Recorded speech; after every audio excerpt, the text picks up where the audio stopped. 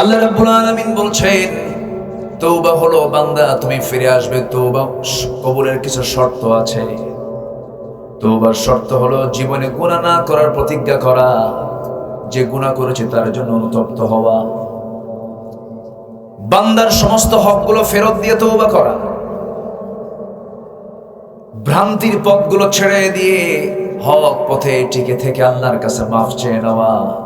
তাহলে আল্লাহ তারা তওবা কবুল করবেন। এমনি এমনি তওবা করব সকালে সন্ধ্যায় না, হারামকে বর্জন করতে হবে। আল্লাহ রাব্বুল আলামিন 9 শ্রেণীকে ভালোবাসেন। التائبون العابدون الحامدون السائحون الراكعون الساجدون الآمرون بالمعروف والناهون عن المنكر والحافظون لحدود الله وبشر المؤمنين। জোরে বলুন আল্লাহু আকবার। এই আয়াতটা সূরা তাওবার আয়াত 112 নম্বর আয়াত। আল্লাহ রাব্বুল আলামিন 9টা শ্রেণী কি ভালোবাসার কথা বলেছেন। যারা তওবাকারী, যারা ইবাদতকারী, যারা প্রশংসাকারী, যারা দুনিয়ার সম্পর্ক ত্যাগকারী, যারা রুকুকারী, যারা সিজদাকারী, যারা ন্যায়কে যারা আদেশদাতা, অন্যায় কাজের যারা বাধা প্রদানকারী এবং আল্লাহর হুদুদকে, আল্লাহর আইনগুলোকে যারা সংরক্ষণ করবে, এই 9টি গুণ যার মধ্যে থাকবে, আল্লাহ তাআলা সেই বান্দাদেরকে সংবাদ দিতে বলেছেন রাসূলকে, ওয়াবাশশিরিল মুমিনিন, আপনি মুমিনদেরকে সংবাদ দিয়ে দেন আমি আল্লাহ তাদেরকে জান্নাত দিয়ে দেব। জোরে বলে সুবহানাল্লাহ। এই 9টা গুণের আল্লাহ তাআলা এখানে 1 নম্বর গুণটাই বলেছেন যারা তওবাকারী। আপনি তওবা করলেন, আপনি ইবাদত করে কি হবে? নামাজ পড়ে তাসবিহ তাহলিল করে লাভটা হবে কি? সারা জীবন তাসবিহ তাহলিল করে হাসরের দিন যে দেখবে যে তার আমল নামে কোনো আমলই নেই, সব আমল নামা সাদা হয়ে আছে, কোনো হিসাব নেই। আমল নামা শূন্য হয়ে যাবে কেন? বান্দার আমল নামা কোন আমলে বান্দার আমল নামা ভারী হয়ে যাবে। হাদিস এসেছে বান্দার জীবনে যত জিকির আজগার আছে, যত ইবাদত আছে, যত কাজ আছে, যত আমলে সালেহ আছে, এর মধ্যে সবচেয়ে শ্রেষ্ঠ আমল হলো হুসনে খুলুক, উন্নত চরিত্র। উন্নত চরিত্র যার থাকবে, এই দুনিয়াতে যারা দ্বারা কোনো চরিত্রহীনতার কাজ যারা দ্বারা হবে না, যার চরিত্র হবে ফার্স্ট ক্লাস চরিত্র, যার জীবনে মিথ্যা কথা থাকবে না, অপ্রয়োজনীয় কথা থাকবে না, বান্দার হক নষ্ট হবে না, হারাম কাজগুলোকে বর্জন করবে, কবিরা গুনাহগুলোকে বর্জন করবে। আল্লাহ বলছেন এই সমস্ত বান্দার আমলনামাগুলো এমন ভারী হবে যে ভারীটা হলো জান্নাতের ভারী। জোরে কোন সুবহানাল্লাহ। তার ওজনটা কেমন হবে যারা পারেন সঙ্গে পড়েন। فأما من ثقلت موازينه فهو في عيشة راضية وأما من خفت موازينه فأمه هاوية نار حامية। ওজনটা যদি হালকা হয়ে যায়, হাবিয়া নামক জাহান্নামে তোমাকে ঢুকে যেতে হবে। সেই জাহান্নাম তোমার জন্য বরাদ্দ হয়ে যাবে। এই জন্য আমরা আমলনামা হালকা করব না ভারী করব? সে আমলনামা হবে বদ না নেক? বলেন কি আমলনামা? নেক আমলনামা। নেক আমলনামা দিয়ে আমরা ওজনটাকে ভারী করে ফেলবো। বদ আমলনামা তো কিছু থাকবেই, কারণ দুনিয়াতে ফিতনা আছে না নাই? ফেরেশতার গুনাহ করার কোনো যোগ্যতা নাই, এই জন্য ফেরেশতার কোনো গুনাহ নাই, কিন্তু বান্দার গুনাহ করার যোগ্যতা আছে না নাই? চোখ দিয়ে বান্দা দেখতে নিলে সামনে ফিতনা নারী, চোখ দিয়ে বান্দা দেখতে নিলে সামনে বহু কিছু পড়ে যায়। পরনারীকে দেখা যাবে না, খারাপ কিছু দেখা যাবে না, কারণ চোখের জেনা হবে, চোখের গুনাহ হয়ে যাবে। আল্লাহ কান দিয়েছেন, খারাপ কিছু শোনা যাবে না। আল্লাহ তাআলা জিহ্বা দিয়েছেন, খারাপ কিছু এই জিহ্বা দিয়ে বলা যাবে না, মিথ্যা কথা বলা যাবে না। এই জিহ্বায় যে স্বাদ দেব, কোনো হারাম খাবার জিহ্বায় তোলা যাবে না। মাথা থেকে পা পর্যন্ত প্রত্যেকটা অঙ্গ প্রত্যঙ্গকে যদি আমরা আজকে ট্রিট করতাম, চিকিৎসা করতাম, যদি আমরা পরিচালনা করতাম, শয়তানের দায়িত্বে যদি না দিয়ে দিতাম, এই দেহটা যেমন আমার বিরুদ্ধে রায় দেবে, এই দেহ আমার পক্ষে রায় দিয়ে আমাকে জান্নাতে নিয়ে যাবে। আল্লাহ তাআলা এক জায়গায় বলছেন اليوم نختم على أفواههم وتكلمنا أيديهم وتشهد أرجلهم بما كانوا يكسبون হাত তোমার সাক্ষী দেবে, পা তোমার সাক্ষী দেবে, সমস্ত অঙ্গ প্রত্যঙ্গ তোমার সাক্ষী হয়ে যাবে, তোমার বিরুদ্ধে কথা বলা শুরু করে দেবে। এই জন্য আমরা হাতগুলোকে আল্লাহ আইনের মতো চালায় নেবো, কারণ হাত আমার একদিন শত্রু হয়ে যাবে, পা আমার একদিন শত্রু হয়ে যাবে।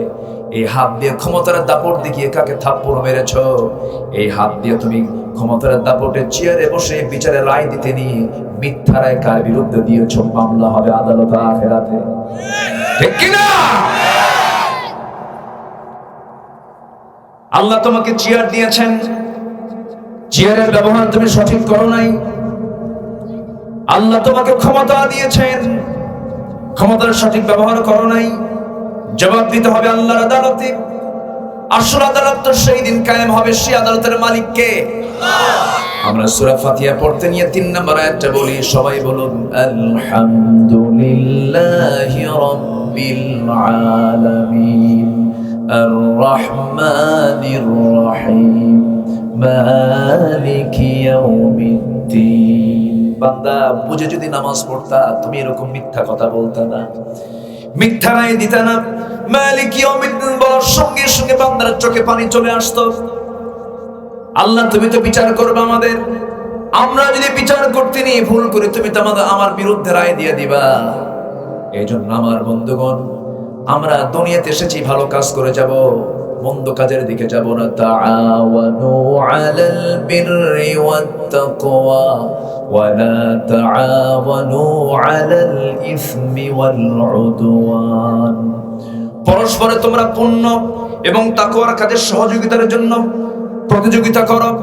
ওয়া লা তাআওয়ানু, খারাপ কাজে তোমরা যেও না, খারাপ কাজে তোমরা নিজেকে জড়িয়ে দিয়ে পরস্পর সহযোগিতার হস্ত প্রসার করো না। খারাপ কাজের দিকে তোমরা যেও না। কার কথা?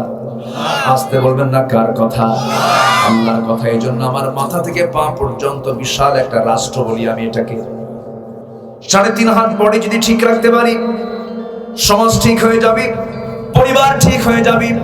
মাথা থেকে পা পর্যন্ত আমাকে আপনাকে ঠিক রাখতে হবে। মাথা থেকে অঙ্গ প্রত্যঙ্গ পা পর্যন্ত যা কিছু আছে যদি আমরা ঠিক রাখতে পারি, এই হাত দিয়ে খারাপ কিছু করব না, এই চোখ দিয়ে খারাপ কিছু দেখবো না, এই কান দিয়ে খারাপ কিছু শুনবো না, এই জিহ্বা দিয়ে খারাপ কিছু খাবো না, বলবো না, এই পা দিয়ে খারাপ পথে যাব না। আল্লাহ তাআলা যে বিবেক দিয়েছেন, বিবেকটা হলো পৃথিবীর শ্রেষ্ঠ রাডার। বিবেকটাকে নিরপেক্ষ রাখবো, হক পথে বিবেকটাকে চালাবো। আল্লাহ রাব্বুল আলামিন বলছেন, বান্দারে আমি তোকে জান্নাত দেব। যেরকম সুবহানাল্লাহ। শুধু নামাজ পড়লেই জান্নাত পাওয়া যাবে, এটা ভুল ধারণা। মুনাফিকরাও নামাজ পড়েছে, কিন্তু তারা যাবে কোথায়? আর কোথায় যাবে? জাহান্নামে। কারণ নামাজ পড়তো তারা, কিন্তু নেতৃত্ব মানত আবু জাহেলের। নেতৃত্ব মানত কার? আবু জাহেল। নামাজ ঠিকই পড়তো, কিন্তু নেতৃত্ব মানত আবু জাহেল। আবু জাহেল মদ খাইতো, ওরা মদ খাইতো। এরকম মদ খাওয়া লোক তো এখন নাই। মদের বোতল নেওয়া লোক আছে না নাই?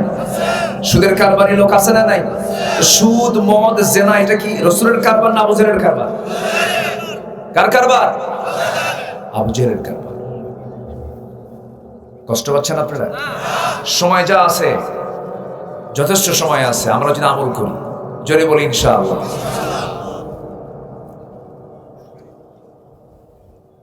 18 কোটি তৌহিদি জনতার বাংলাদেশ, এই সেই কথা না। 18 কোটি মুসলমান যে দেশে বসবাস করে, সেই দেশে মদের আইন আছে না নাই? আসতে বলবেন, আছে না নাই? তারপরে জেনারেল লাইসেন্স আসতে কয়। সুদের কারবার, সুদ আপনি খাবেন না, আপনাকে খেতে হবে। আপনাকে সুদ খেতে হবে। সুদ, এ থেকে আপনিও নিরাপদ না, আমিও নিরাপদ না। এদেশে বসবাস করলে আপনাকে সুদের কারবারে জড়িত হতে হবে। হয়তো প্রত্যক্ষভাবে আপনি সুদ খাচ্ছেন না, কিন্তু আপনাকে খাওয়াচ্ছে আরেকজন, ঠিক কিনা?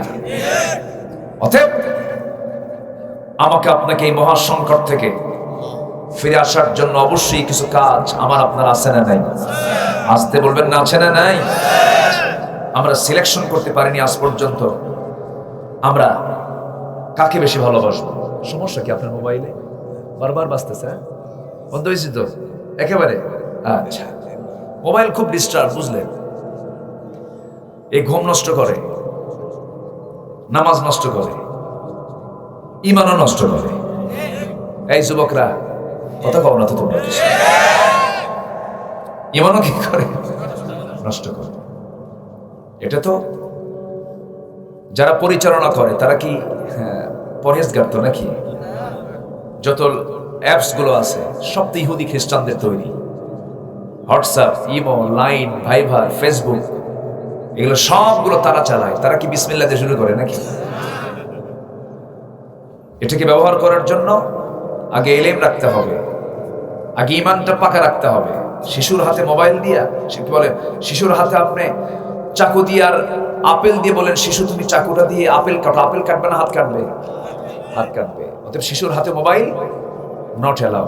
যে বোঝে না তার হাতে দেওয়া যাবে না, সবকিছু সব হাতে দেওয়া যাবে না। কিন্তু আজকে শিশুর হাতে মোবাইল না দিলে ভাত খায়? দেখেন দেখেন কি জোরে কইছেন না?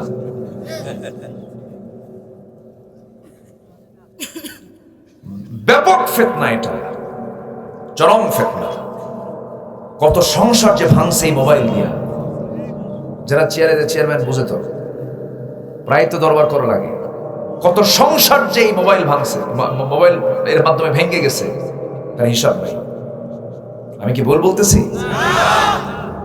এই তো দূরত্ব যতই হোক কাছে থাকো, ফোনে ফোন টোন কইরা। আমার দেশে তো কিছু চতুর লোক আছে, এরা মানে দুষ্টামিতে আমার মনে হয় শীর্ষস্থানে বাংলাদেশ, মানে ফাঁকিবাজিতে, বুঝেন নাই?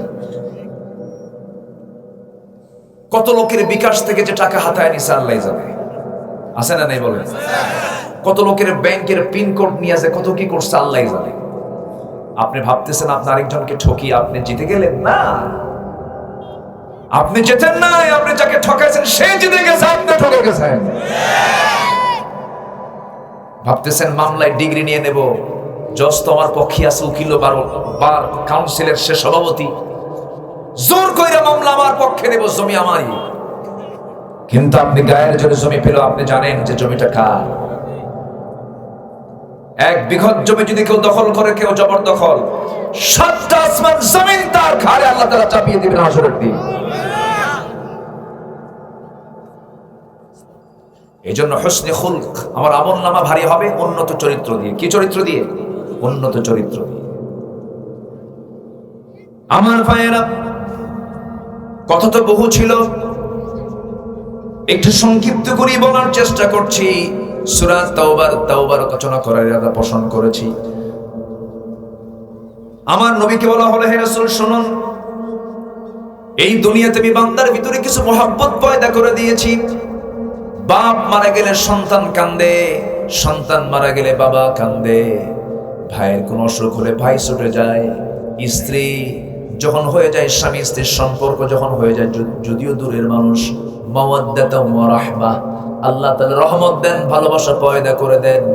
কিন্তু এই যে ভালোবাসাগুলো আমাদের পৃথিবীতে কাজ করছে, সন্তানটা মারা গেলে বাপটা ছটফট করে, মা মারা গেলে সন্তান ছটফট করে, হাউমাউ করে চিৎকার করে কান্নাকাটি করে, অস্থির হয়ে যায়। এই যে মায়া, দয়া, মোহাব্বত, ভালোবাসা, এটা কে দিয়েছেন?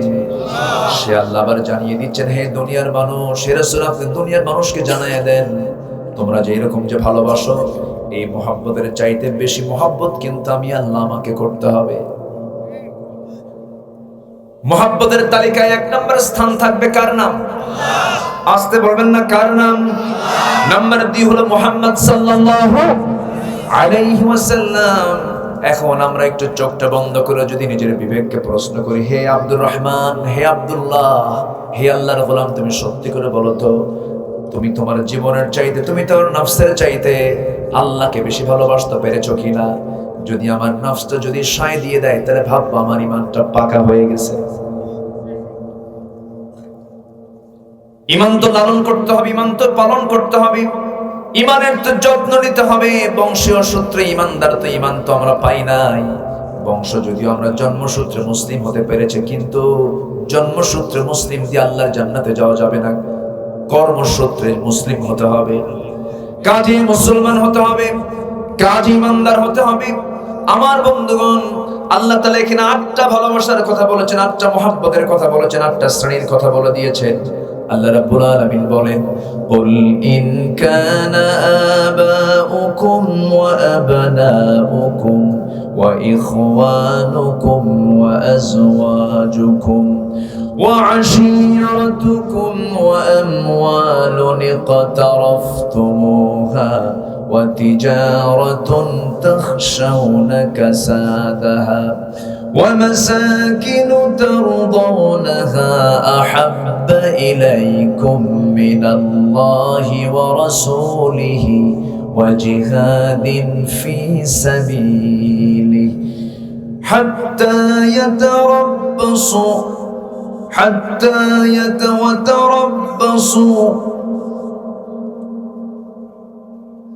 ومساكن ترضونها أحب إليكم من الله ورسوله وجهاد في سبيله فتربصوا حتى يأتي الله بأمره جربوا الله أكبر সূরা তাওবার 24 নম্বর আয়াতে আল্লাহ তাআলা বলছেন, হে রাসূল আপনি বলে দেন, তোমাদের বাবা, তোমাদের ভাই, তোমাদের ছেলে, তোমাদের স্ত্রী, তোমাদের আত্মীয় স্বজন, তোমাদের মালামাল, তোমাদের ব্যবসার জিনিসপত্র, তোমাদের আরামদানকারী বাসস্থান, এই সমস্ত বিষয়গুলো যদি আল্লাহর ভালোবাসার চাইতে বেশি প্রিয় মনে হয়, নবীর ভালোবাসার চাইতে যদি বেশি প্রিয় মনে হয়, জিহাদের চাইতে যদি বেশি প্রিয় মনে হয়, হে রাসূল আপনি তাদেরকে জানিয়ে দেন, তোমরা অপেক্ষায় থাকো, আল্লাহর ফয়সালা কিন্তু চলে আসবে। যারা এই দুনিয়ার পার্থিব ভালোবাসাকে যারা আল্লাহর ভালোবাসার চাইতে বেশি প্রাধান্য দেবে, আল্লাহ বলছেন ওই সমস্ত ফাসিকদেরকে আল্লাহ কখনো হেদায়েত দেন না। আল্লাহ তাদেরকে কি বলে গালি দিয়েছেন? কি বলে গালি দিয়েছেন বলেন? কি বলে গালি দিয়েছেন? আমার ভাইয়েরা, যদি একটা পয়েন্টে যদি কথা বলতে যাই বহু সময় লেগে যাবে। কুল ইন কানা আবাউকুম, যদি তোমাদের কাছে তোমাদের বাবা আল্লাহর চেয়ে বেশি প্রিয় হয়ে যায়, নবীর চেয়ে বেশি প্রিয় হয়ে যায়, জিহাদের চেয়ে বেশি প্রিয় হয়ে যায়, তাহলে আল্লাহর ফয়সালার তোমরা অপেক্ষা করো। বাবার প্রতি টান তো সবারই আছে, মার প্রতি টান তো সবার আছে, ছেলের প্রতি টান তো সবার আছে। আল্লাহর এই মহব্বতকে আল্লাহ তাআলা কখনো মানা করেন না, এই মহব্বত করো, অবশ্যই তোমাকে মহব্বত করতে হবে। কিন্তু ওই মহব্বত তাদেরকে তখন করা যাবে না।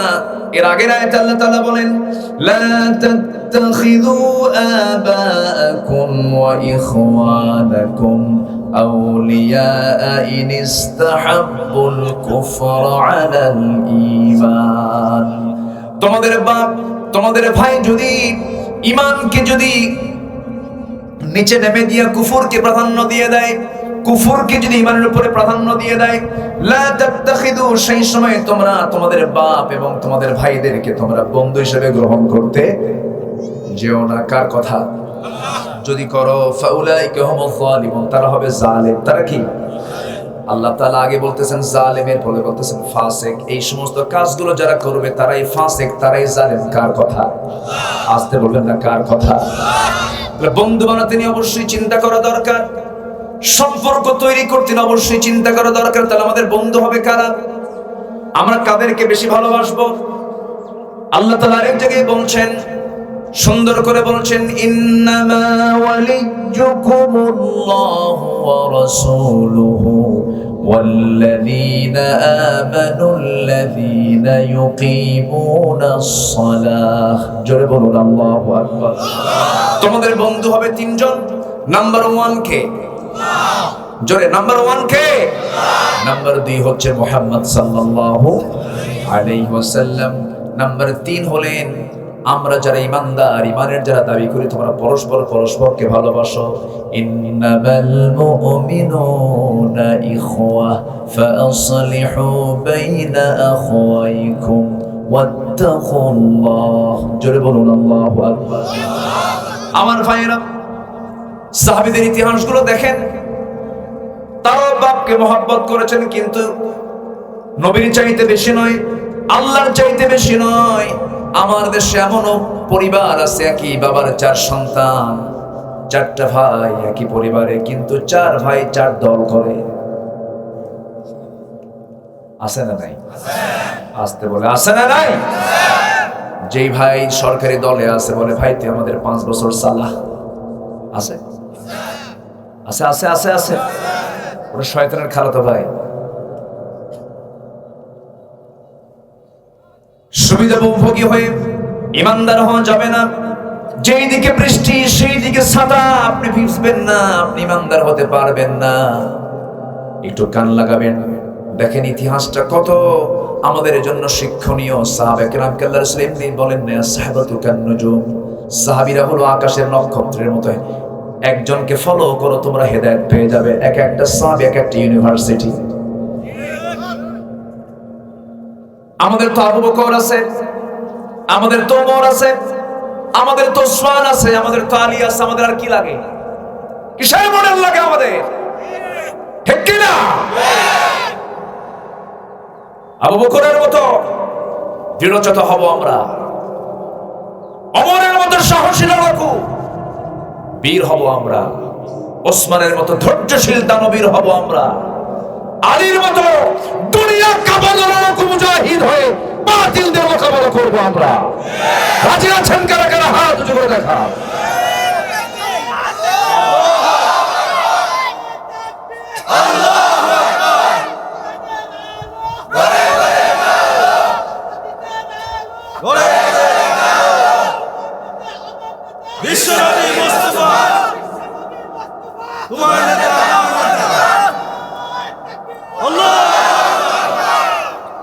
গোটা পৃথিবীর সকল ইউনিভার্সিটি এক জায়গায় করে আবু বকরের মতো ওমরের মতো একটা ছাত্র পয়দা করতে পারবে? পারবে? ভারতের শ্রী মহাত্মা গান্ধী বলেছিলেন, অশান্ত পৃথিবীকে শান্ত করার জন্য প্রেজেন্ট ওয়ার্ল্ডে মুসলমানদের শাসক ওমরের মতো একটা শাসক বর্তমান দুনিয়ায় দরকার। আমাদের ওমর ছিল, আমাদের আবু বকর ছিল, আমরা হারিয়ে ফেলেছি সেই মডেলগুলোকে। আমরা পাশ্চাত্য সভ্যতাকে প্রাধান্য দিতে গিয়ে, আমরা ইউরোপ আমেরিকাকে আমরা প্রাধান্য দিতে গিয়ে আমরা আমাদের স্বকীয়তা হারিয়ে ফেলেছি। আমাদের প্রথম পরিচয় আমরা মুসলমান। আমরা কি বলেন? আরো যে আমরা কি? অনেকে মুসলমান বলতে লজ্জা পায়, বলে আমি প্রথম বাঙালি। আমি প্রথম কি? আমি বাংলাদেশকে ভালোবাসি, আমার তো জন্ম এটা। আমি গালমন্দ করছি না। বাঙালি পরিচয় দিবেন, মুসলমান পরিচয় দিবেন না, ওই পরিচয় দিয়ে জান্নাত পাবেন না। আমাকে পরিচয় দিতে হবে আগে কি? সকল নবী কি পরিচয় দিয়েছেন? তাদের জাতের পরিচয় দিয়েছেন, দেশের পরিচয় দিয়েছেন। হুয়া সাম্মাকুমুল মুসলিমিন। ভৌগোলিক জাতীয়তাবাদ, ভাষাভিত্তিক জাতীয়তাবাদ, আঞ্চলিক জাতীয়তাবাদ, ইসলাম তাকে কুফরি বলেছে। মুসলমানদের একটাই পরিচয়, সেটা হলো মুসলমান হলো, তাদের পরিচয় হলো তারা মুসলমান। তারা কি? হুয়া সাম্মাকুমুল মুসলিমিন। আদম মুসলমান, নূহ মুসলমান, ইব্রাহিম মুসলমান, ইসমাইল মুসলমান, নূহ মুসলমান, মুসা মুসলমান, ঈসা মুসলমান, আমার নবী মুহাম্মদ সাল্লাল্লাহু মুসলমান। আমরা কি? প্রথম মানুষকে আদম। আদমকে অনেকে মানতে চায় না, না প্রথম মানুষ, কিন্তু কোরআন বলছে, আসমানি কিতাব বলছে পৃথিবীর প্রথম মানুষকে, পৃথিবীর প্রথম মানুষকে আদম। তিনি কি ছিলেন? নবী, প্রথম নবী, প্রথম মানুষ, প্রথম মুসলমান। যেরকম সুবহানাল্লাহ। তাহলে আমার আব্বা আদম আলাইহিস সালাতু ওয়াস সালাম প্রথম মানুষ, প্রথম নবী, প্রথম বিজ্ঞানী। আল্লাহু আকবার বলেন। প্রথম মুসলমান। হিন্দুস্তানের হিন্দু ভাইরা যারা, হিন্দুস্তানের বাসিন্দা যারা, তারা কিন্তু মানুষকে যখন ডাকতে নেয়, মানুষ কয় না, বলে আদমি। আদমি বলে না, নেক আদমি সে দোস্তি করো, ভালো মানুষের সঙ্গে মহব্বত করো। ওরাও জানে যে প্রথম মানুষ আদম। কষ্ট পাচ্ছেন নাকি আপনারা? আমরা কোন মূর্খের সন্তান নই। আমরা এই পৃথিবীতে যত মানুষ এসেছে এবং আসবে, আদমের মতো জ্ঞানী মানুষ পৃথিবীতে আর আসবে না। আল্লাহ তাআলা আদমকে ওয়াল্লামা আদামাল আসমাআ কুল্লাহা, আল্লাহ তাআলা আদম আলাইহিস সালামকে এই পৃথিবীর সকল কিছুর নামের শিক্ষা দিয়েছেন। পৃথিবীতে কেউ আছে এখন সব নাম জানে? জানে? তারকার নাম সব জানে? বলেন জানে? জানে না। সমস্ত প্রাণীর নাম জানে? সমস্ত ফলমূলের নাম জানে? সমস্ত পশু পাখির নাম জানে? আল্লাহ তাআলা আদমকে পৃথিবীর সকল কিছুর নামের শিক্ষা তার মাথার মধ্যে ঢুকিয়ে দিয়েছেন। কে দিয়েছেন?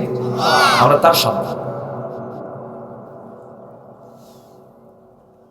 আজান হচ্ছে, সমস্যা নাই, আলোচনা আরো চলবে, কোনো সমস্যা নাই তো? নামাজ এখানে হবে। কেবলা কোন দিকে? পিছন দিকে। এখন তো সূর্য ওই দিকে থাকে, তাই না? আচ্ছা, আমরা এখানেই নামাজ পড়বো। এই উম্মতের জন্য একটা বোনাস হলো কি জানেন? এই উম্মতের জন্য প্রত্যেকটা জায়গায় হলো মসজিদ। সুবহানাল্লাহ বলেন। আগের উম্মতদের, আগের নবীদের উম্মতের জন্য এটা ছিল না, নির্দিষ্ট জায়গা ছিল। কিন্তু এই উম্মতের বৈশিষ্ট্য হলো একটা, আমাদের বোনাস হলো গোটা জমিনটাই আমাদের জন্য মসজিদ। আলহামদুলিল্লাহ বলুন। এখানে নামাজ হবে। আমি আয়াতটার একটু প্রেক্ষাপট টানতে চাচ্ছি। সাহাবীদের কথা বলছিলাম। বদর যুদ্ধের কথা সবার কম বেশি জানা আছে। বদর ইসলামের ইতিহাসে কয় নম্বর যুদ্ধ? কত নম্বর? প্রথম যুদ্ধ। ওঠে কেন? যে উঠতেছে যে অসুবিধা নাকি? হ্যাঁ, শেষ করে দেবো আমি? তো ওঠে কেন? ওযু করবে কেন? ওয়াজ শোনার জন্য? ওয়াজ শোনার জন্য তো ওযু করা ফরজ না। নামাজের জন্য ওযু করা কি? ইযা কুমতুম ইলা সলাতি ফাগসিলু ওজুহাকুম। যখন তুমি নামাজে দাঁড়াবা তখন তুমি ওযু করো। ওযু সেই সময় তোমার জন্য কি?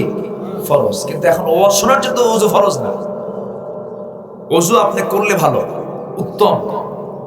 ওযুর উপরে থাকা ভালো। সর্বক্ষণ ওযুর উপরে থাকার কারণে বেলালকে আল্লাহ তাআলা জান্নাতের মধ্যে মেরাজের সময়, জান্নাত ভ্রমণের সময় আল্লাহ তাআলা বেলালের কণ্ঠ জান্নাতের মধ্যে শুনতে পেয়েছেন। ওযুর উপরে থাকা ভালো। একটু বসুন। নড়াচড়া করলে মাহফিলের সৌন্দর্য নষ্ট হয়। আপনার কারণে সৌন্দর্য নষ্ট হবে, এটা তো আমরা চাবো না। আল্লাহ তুমি মাহফিলকে কবুল করো, জোরে বলি আমিন। উবাইদা ইবনুল জাররাহ রাদিয়াল্লাহু তাআলা আনহু, সেই প্রথম যুদ্ধ বদর। আমার নবীজি মক্কার মানুষ ছিলেন, মদিনায় চলে আসছেন কি সফর করার জন্য? সবাইকে জেনে শুনে আসছেন? সবাইকে জানায় আসছেন তিনি? কখন আসছেন? দিনের বেলা না রাত্রে বেলা? কাউকে বলে? মাইক পিটায়া, ঢোল পিটায়া? একা না সাথে একজন? তাহলে কয়জন হলো? তাহলে কোনো বর্ণাঢ্য কোনো আয়োজন করে নয়, দিনের আলোতে নয়, রাতের আধারে, তাও লুকোচুরি করে এদিক সেদিক কোনো কাফেররা আছে কিনা? আচ্ছা, আমার নবী কি চুরি করছিলেন? কারো হক মারছিলেন? কারো জমি দখল করছিলেন? রাসূলের মতো মানুষ, যাকে আল্লাহ তাআলা আরশ আজিমের মেহমান বানালেন, তিনি কেন রাতের আধারে লুকালুকি করে যান? কেন যান? কেন যাচ্ছেন? এর মূল কারণ হলো রাসূলকে হত্যার হুলিয়া জারি করেছিল তারা। রাসূলকে তারা হত্যার অর্ডার দিয়েছিল। আল্লাহ তাআলা বলেন, হে রাসূল, আপনি আর থাকতে পারবেন না, আপনি চলে আসেন, হিজরত করে আপনি মদিনায় যান, দেশ ছাড়েন, হিজরত করেন। এটা নবীদের সুন্নাহ, আপনার আগের নবীদের সুন্নাহ। শক্তি সঞ্চয় করেন, শক্তি সঞ্চয় করে আপনি বাতিলদের মোকাবেলা করেন। হে রাসূল, আপনি 13 বছর মক্কায় মার খাইছেন, মদিনায় যান, এরপরে মার দিবেন। মার খাওয়া সুন্নাত, মার দেওয়া কি? আস্তে কর, এরকম করে কথা বললে তো হবে না। মার খাওয়া কি? মার দেওয়া কি? মার দেওয়া কিন্তু সুন্নাত, মাথায় রাখতে হবে। রাসূল হাতে তরবারি নেন নাই কি মার খাওয়ার জন্য?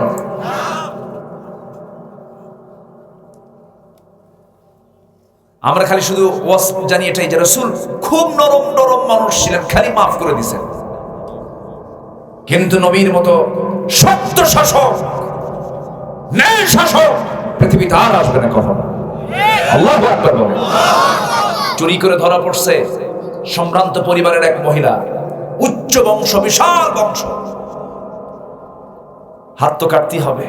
রাসূল হলেন বিচারক, রাসূল বলেন হাত কাটো। ওই উচ্চ বংশের লোকজন এসে ওমর ফারুকের কাছে এসে বলতেছে, ভাই ওমর, তোমার কথা রাসূল শুনবে, তুমি একটু বলো, একটু সুপারিশ করো। ওমরের মতো মানুষ নরম হয়ে গেছে, কে যা বলতেছে, ইয়া রাসূলুল্লাহ, দেখেন তো একটু চিন্তা করা যায় কিনা, ধনী মানুষ, সম্ভ্রান্ত মানুষ, মাফ করে দেওয়া যায় কি? রাসূলের চক্ষু লাল হয়ে গেছে, বলছেন, ওমর, তোমার সেই হুঙ্কার কোথায় গেল? হাদিসে এসেছে যে ওই মেয়েটা যে চুরি করছে তার নামও ফাতিমা। রাসূল বললেন, এখানে ওই মেয়ে ফাতিমা না হয়ে যদি ফাতিমা বিনতে মুহাম্মদ হতো, সবার চোখের সামনে দিবালোকে আমি মুহাম্মদ আমার সন্তান ফাতিমার হাত কেটে দিতাম। এটার নাম ইসলাম। এটার নাম কি? ইসলাম। কষ্ট পাচ্ছেন? যে আমি আগে টের পেয়েছি, সমস্যা না, আপনারাও টের পাইছেন, সমস্যা না, এটা থাকুক। আমরা আসি তো সবাই না, এটা বললেই দৌড় মারবেন আবার। এটা টের পাইছেন তো? আল্লাহ তাআলা সবাইকে তো এই যে মানে এই নলেজটা দিয়েছেন, এটাই তো আল্লাহ বান্দাকে এই জিনিসটা দেওয়ার কারণেই তো বান্দার বিচার হবে, বুঝেন নাই? একটু বসে। সেই বদর যুদ্ধ আসলো, মদিনায় রাসূল চলে গেলেন, এক বছর যেতে না যেতে ওদের রাগ কমে নাই। মুহাম্মদ, তুই পালায়ে গেছিস, থাম। 1000 সৈন্য নিয়ে আবু জেহেল অস্ত্রে শস্ত্রে সজ্জিত হয়ে লোহিত সাগর পাড়ি দিয়ে, লোহিত সাগরের কোনা বেয়ে ঘেসে ঘেসে বদর নামক প্রান্তর 400 মাইল, কত মাইল বলেন? আবু জেহেলের চেষ্টা কি কম? আসতে কয়, চেষ্টা কম? 400 মাইল অতিক্রম করে গেছে বদর প্রান্তরে।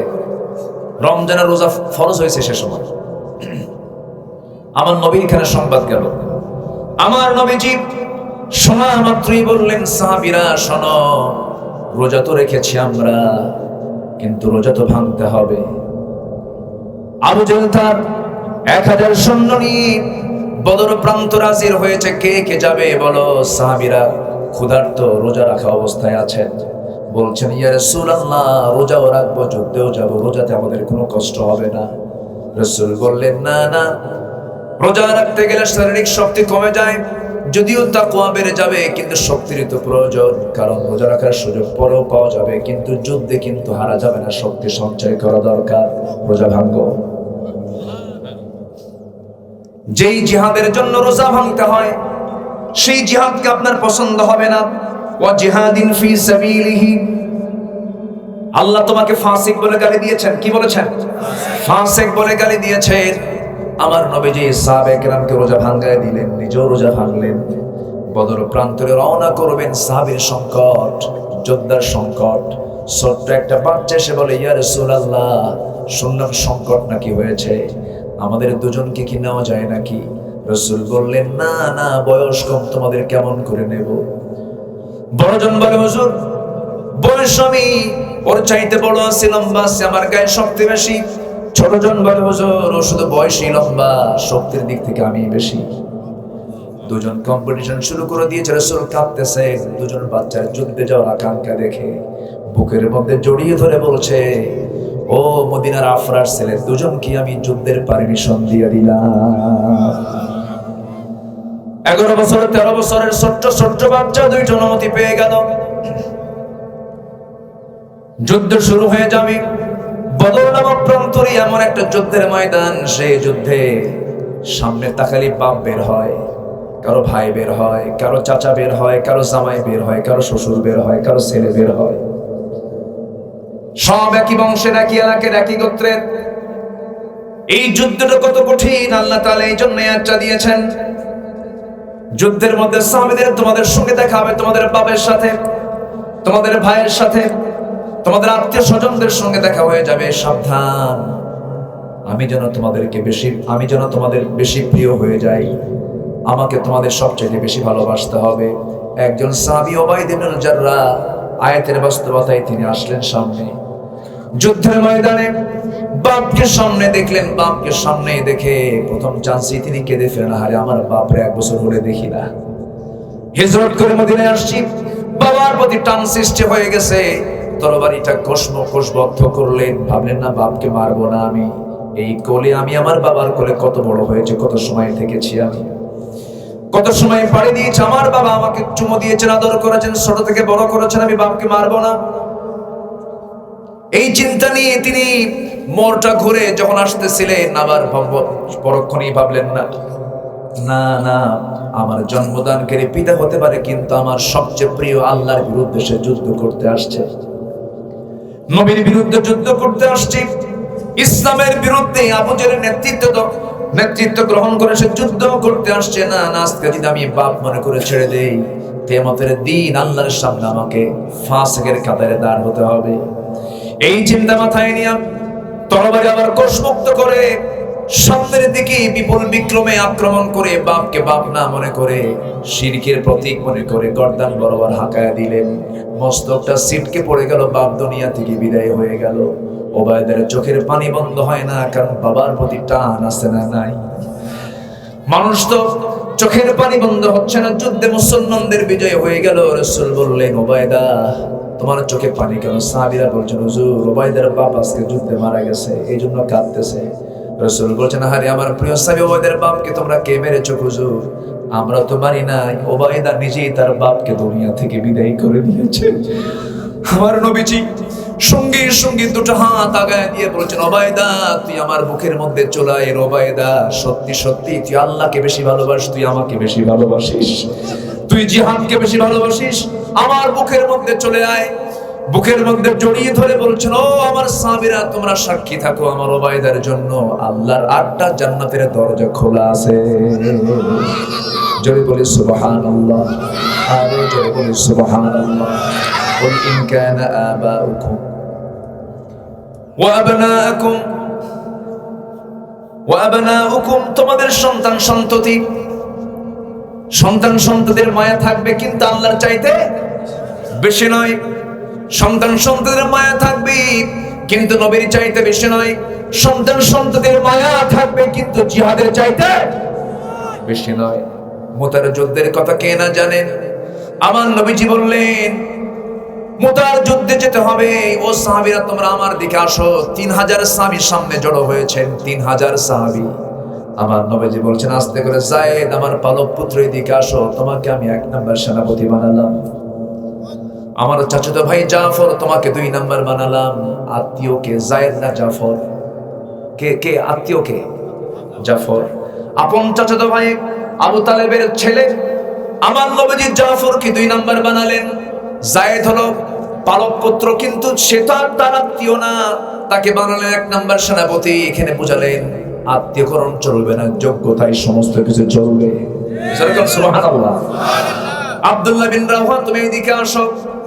3 জনকে সামনে দাঁড় করায় বলেন সাহাবীরা এটা 1 নাম্বার, ওটা 2 নাম্বার, ওটা 3 নাম্বার। আব্দুল্লাহ বিন রাওহাকে 3 নাম্বার বানায় দিলাম। যদি 3 জন শহীদ হয়ে যায় তোমাদের মধ্যে একজনকে সেনাপতি বানায় নিও। এই 3 জন নিশ্চিত হয়ে গেছেন। মুস্কি মুস্কি হাসি মারেন আর বলেন আমরা তো 3 জন শহীদ হয়ে যাচ্ছি। যেরকম সুবহানাল্লাহ। তারা মৃত্যুর কথা শুনে হেসেছেন, মৃত্যুর কথা শুনে হেসেছেন। 3 জন শহীদ হয়ে যাবেন, কারণ নবীজি তার মুখ থেকে কথাটা বের করে ফেলেছেন 3 জন যদি শহীদ হয়ে যায়। মুনাফিকরা আরো আগে টের পাইছে, কারণ মুনাফিকদের বুদ্ধি আরো বেশি দরকার। মুনাফিকদের বুদ্ধি কিন্তু বেশি থাকে, বেশি খেলে দেখি তো মুনাফিকদের বুদ্ধি কম না বেশি হয়? আপনি কাজ করবেন আপনার টেনশন থাকবে না, বেশি চিন্তা করা লাগে না, কিন্তু চোরের কাজ করার জন্য চিন্তা টেনশন কম না বেশি? মুনাফিক এই 3 জনের পিছনে এসে বলতেছে যায়েদ যুদ্ধে যাইও না, মরে যাবা। জাফর যুদ্ধে যাইও না, মরে যাবা। আব্দুল্লাহ যুদ্ধে যেও না, মরে যাবা। এই 3 জন বলতেছে মুনাফিকের দলেরা তোমরা আমাদেরকে কি ধোঁকা দিচ্ছ বুঝতেছি না, আমরা আমাদের 3 জনের নাকের মধ্যে কিন্তু জান্নাতের সুঘ্রাণ পেতেছি। যেরকম সুবহানাল্লাহ।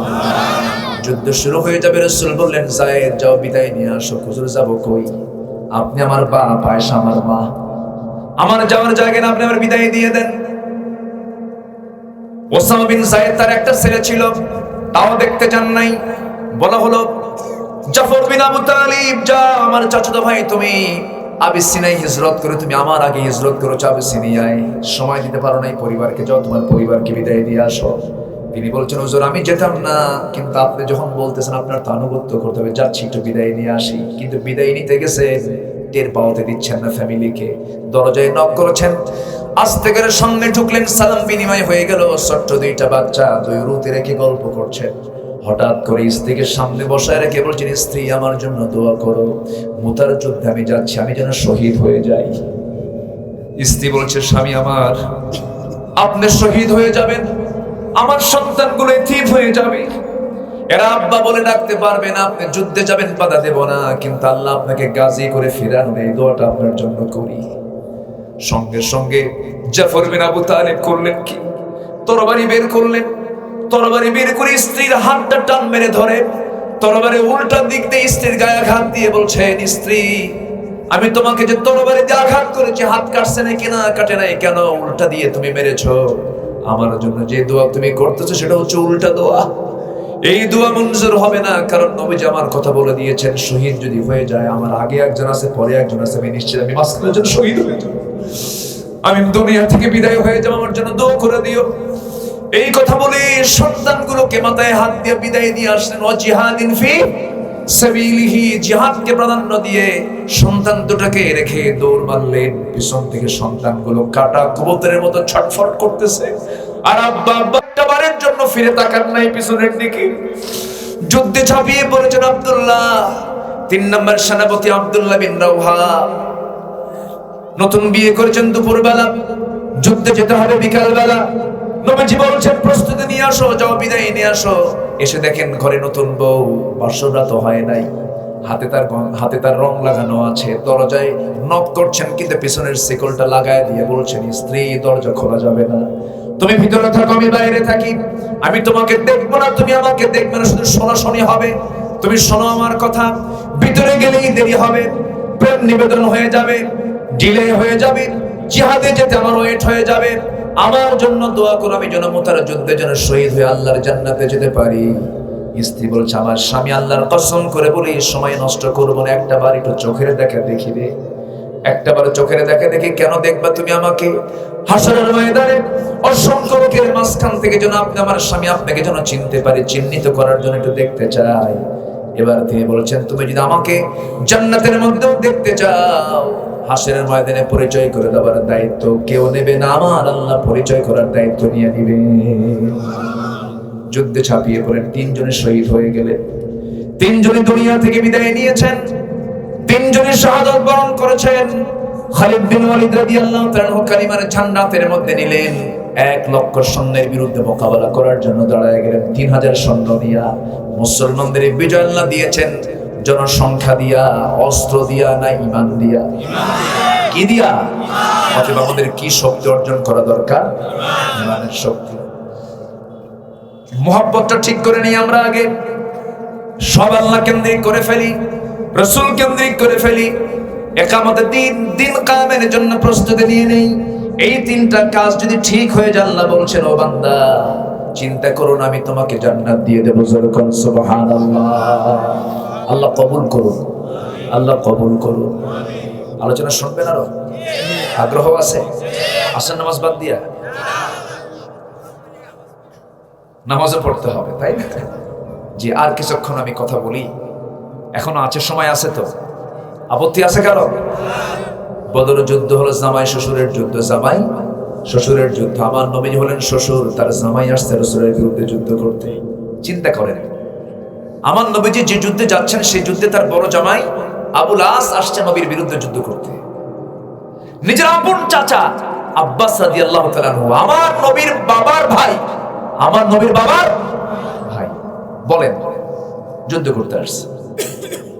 রাসূল দেখে ফেললেন যুদ্ধে মুসলমানদের বিজয় হয়েছে, তো এই 2 জন জামাই আর চাচা 2 জনই গ্রেফতার, মানে যুদ্ধবন্দী হয়ে গেছে। যুদ্ধবন্দী হওয়ার পর সাহাবে কেরাম করছে কি, সবাইকে তো পিঠ মোড়া দিয়ে বাঁধছে, বোঝেন না, শত্রু তো সবাইকে পিঠ মোড়া দিয়ে বাঁধছে। তো চাচাকে বাঁধতে দিয়ে যায়, আরেক সাহাবী কয়, চাচা নবী, ঢিল করে বাঁধলেন, বোঝেন না, ঢিল করে বাঁধলেন, একটু ঢিল করে বেঁধে দিয়েছে। আবার সামনে যা দেখে জামাই, বলেন তো জামাইকে বাঁধা যায়? আমার কথা কি বুঝতেছেন আপনারা? নবীজির জামাই দড়িটা বাঁধন ঠিকই দিয়েছে, কিন্তু বাঁধনটা গিটটা একটু নরম করে দিয়েছে। এসে বলতেছে, হুজুর সবাইকে শক্ত করে বাঁধছে, জন্মের বান্দা, ওরা টের পাচ্ছে যে বান্ধন কারে কয়, কিন্তু জামাই তো একটু নরম করে বাঁধছে। জামাই মানুষ, মহব্বত তো করা দরকার। আর আপনার আপন চাচা আব্বাস, আপনার মুরব্বী, আপনার বাপ নাই, তারও আমার একটু ওই ঠিকই বাঁধছি, পিঠ মোড়া দিয়ে পিছনেই বাঁধছি, কিন্তু খুলবে না, দড়ি ছিঁড়বে না, চলেও যেতে পারবে না, কিন্তু বাঁধনটা টের পেতে দেই নাই। রাসূল বলেন, এটা কেন করলা? যুদ্ধের নীতি তো এটা নয়। জামাই আর চাচাকে যেমন করে নরম করে বাঁধছো, এখন বাকি 68 জনের সব দড়ি ঢিল করে দাও, যাও। আল্লাহু আকবার। আর কি করছো? বলতেছে, আমরা খাবারের কিছু ক্লাস করছি, 68 জনকে দিছি খেজুর, আর জামাই তো ছাগলের গোশত দিছি আর রুটি দিছি, চাচাকেও দিছি।